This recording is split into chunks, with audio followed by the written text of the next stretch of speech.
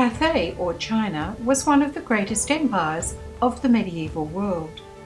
Following centuries of internal strife, its benevolent Tang dynasty monarchs reigned between 1618 and 906, providing stable government. This enabled both cultural and artistic development, motivating the growth of their ceramic industry and expansion of their economy through trade. In the streets of the capital, envoys, clerics and merchants from all over the Eastern world, including India, Persia, Arabia, Syria, Korea and Japan, were all busy trading, sharing ideas and enjoying the cosmopolitan lifestyle.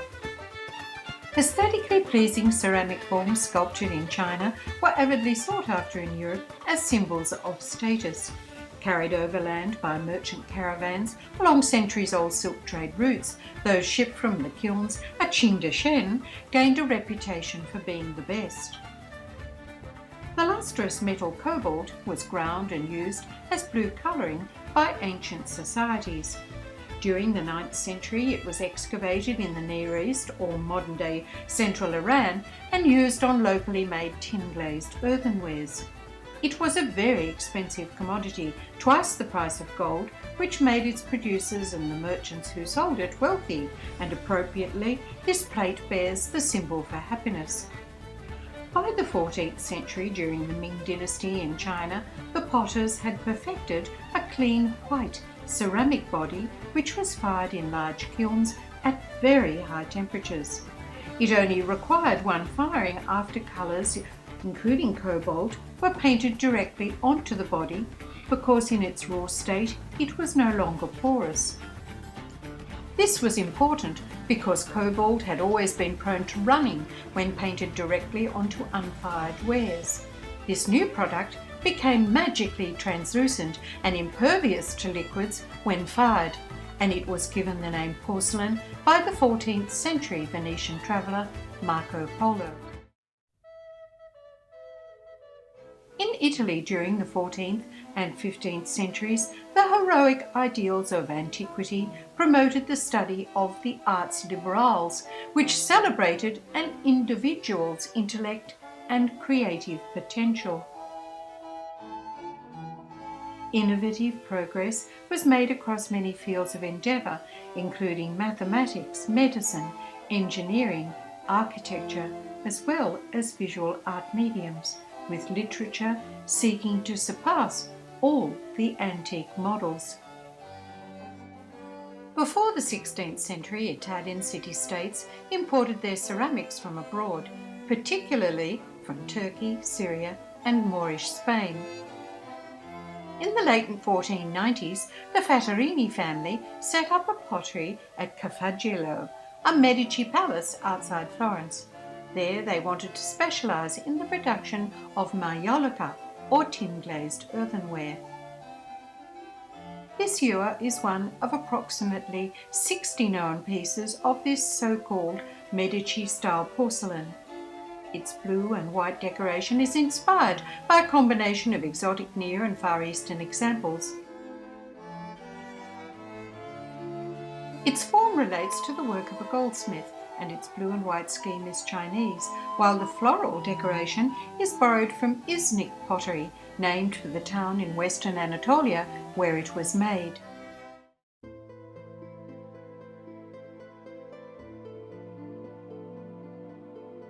The ware itself was a soft paste type of ceramic body, and while its glassy constituency gave the fired clay the required translucency, it didn't achieve the hard body characteristics of true Chinese porcelain. Around 1575, Francesco I de' Medici, Grand Duke of Tuscany, hired a potter from the Levant to produce porcelain. The result was another soft-paste variety made by mixing Vicenza clay and ground glass. It was then painted and covered by an eggshell glaze.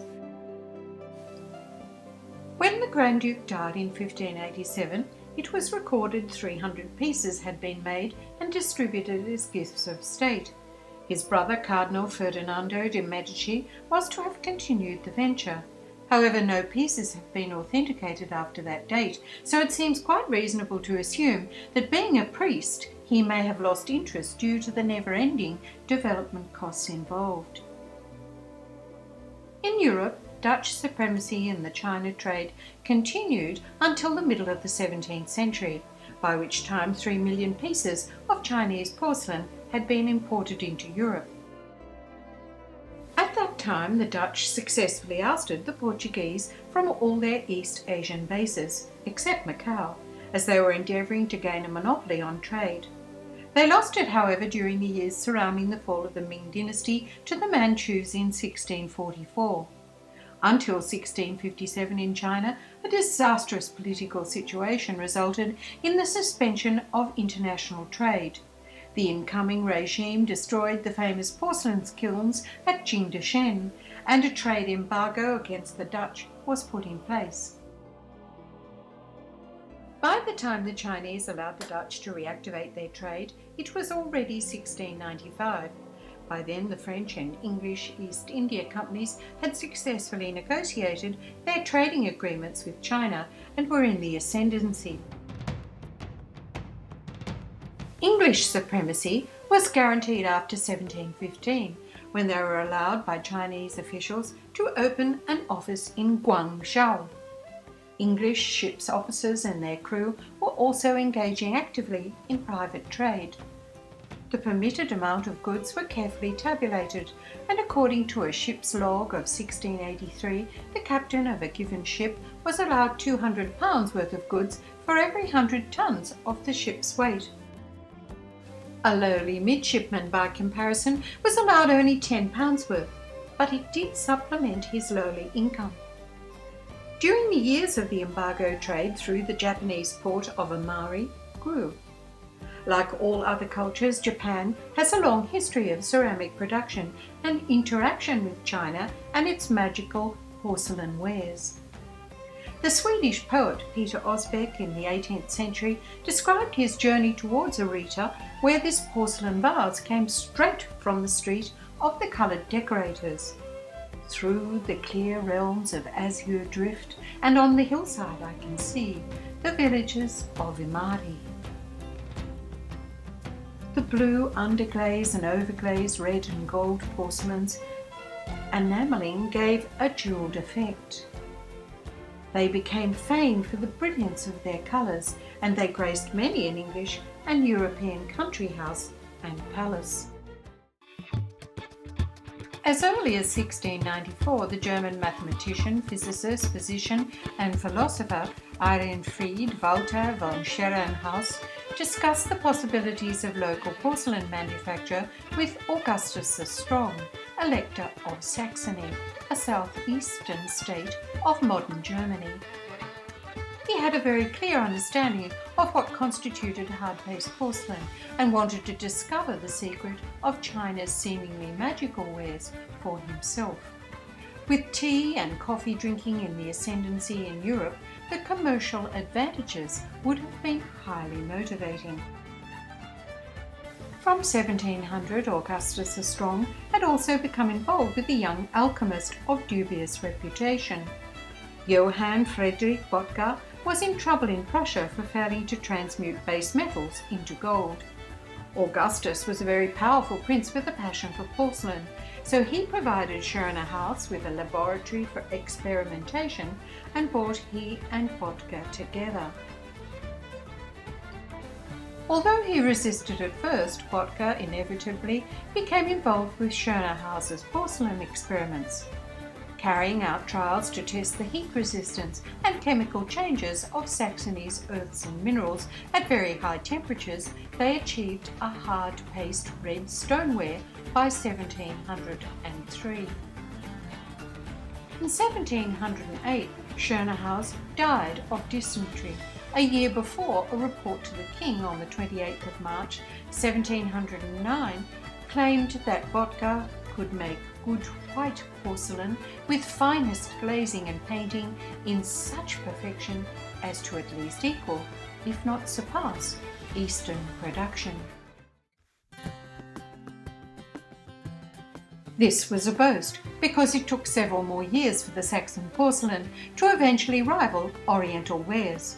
By then the laboratory was far too small, and in 1710 it moved to the old fortress in the town of Meissen. At the Leipzig Easter Fair of 1710, the Meissen factory exhibited for the very first time. The immediate public response was disappointing because the initial wares seemed to fail to show off the new material adequately.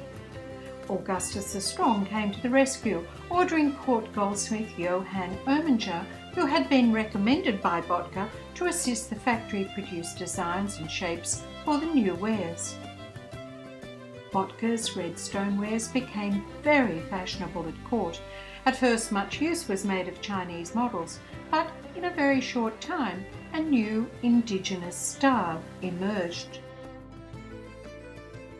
The manufacture of European porcelain differed from the Chinese by its relatively high proportion of kaolin, about 50% against the Chinese 30%.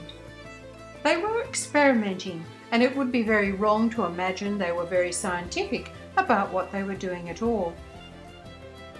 Really, all that they knew was that in order to reproduce porcelain, they had to fire the body at a very high temperature. This bowl of hard-paste porcelain has two delightful loop handles that extend from its interior. They are formed as twisted rose stems and extend out over the surface in modelled and applied foliage and flowers. The body itself is a creamy paste with a slightly greenish glaze. It was all about trial and error, and construction of their kilns remained carefully kept secrets, almost as precious as that of the composition of the paste. European pieces were fired twice against the single Chinese firing process. After firing once, it was painted, and then nearly all the colours were burned at a very high temperature on the second firing.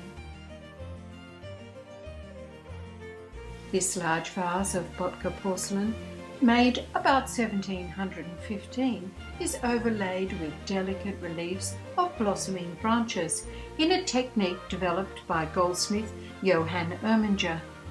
The style of porcelain was meant to be fashionable, valuable, designed and created like luxury silverware. New techniques for polishing and engraving were developed, and it was around 1716 that beautiful wares with lustre inner surfaces were achieved by a dangerous technique whose recipe included mercury. It gave a metallic glow to the glaze, and gradually with this type of artistic innovation, the appropriate response came from the public, and the Meissen porcelain factory was on its way to success. Bottger and his key workers were sworn to secrecy about factory processes. However, they were well treated and given reasonable salaries, but security was tight and they were virtually prisoners. Bottger wrote to the king in 1717 saying, "These works are, so to speak, my firstborn children, and I trust you will therefore not take it amiss when I say that for myself I love them tenderly, and I do try to bring them into the high esteem and opinion of others." Bottger, we are told, sadly eventually took to drink and bad companions and died in 1719 at the very early age of 37. His contribution to Augustus's glory and fame would live on in the traditions that he established at Meissen. Appointed manager in 1720, Samuel Stolzel earned respect when he improved the kilns.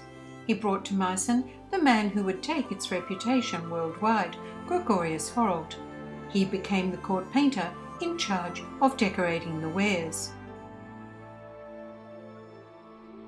His work was so much in demand, by 1725 he had 10 journeymen and 5 boys working for him.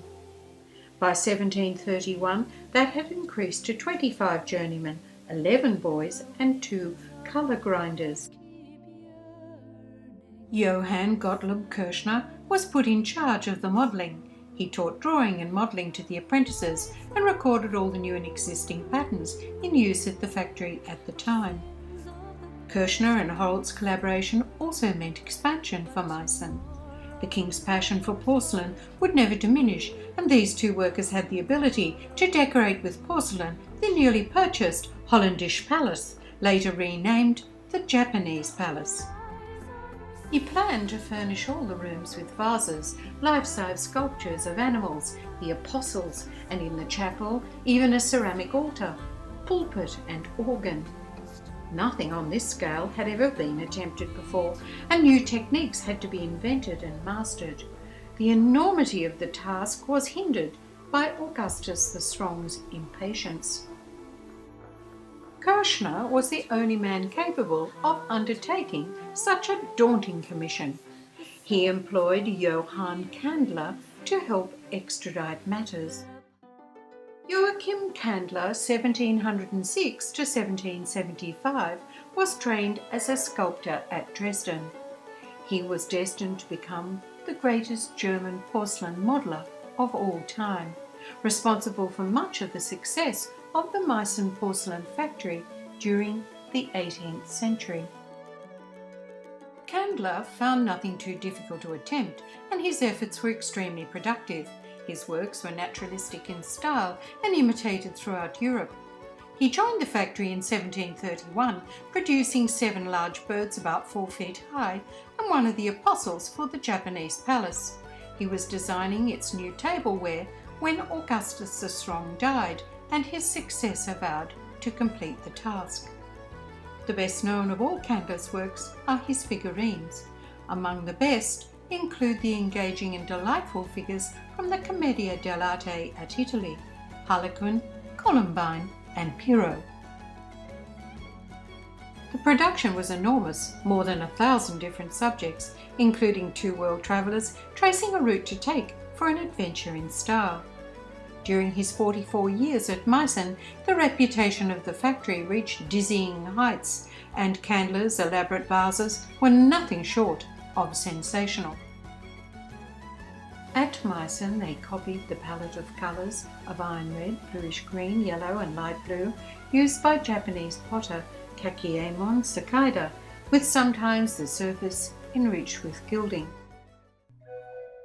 About 1728, Candler produced the now world-renowned swan set, whose embossed decoration on plates depicted swans floating on water, surrounded by water plants and bulrushes. The terrines were a tour de force, enormous shells adorned with mermaid handles. The painted decoration delighted in the delicate colours of the Kakemono palette. In the end, in Candler's hands, though, they adorned a wholly new European concept in tableware. And now it's time for us to take a break until part 2 of Porcelain in the West, Ming to Medici, Meissen Chantilly to Chelsea.